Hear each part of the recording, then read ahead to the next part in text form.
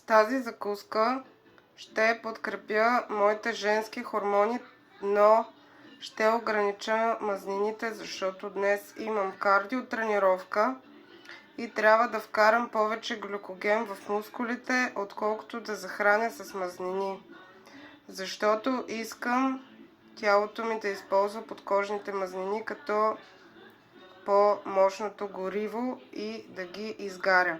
Съответно днес закусвам овесени ядки с соево мляко, заради фитоестрогена вътре.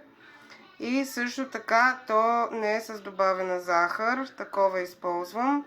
И 1/4 банан. Тази закуска е просто перфектна за нуждите на организма ми по време на кардиоден и най-вече за сваляне и изчистване.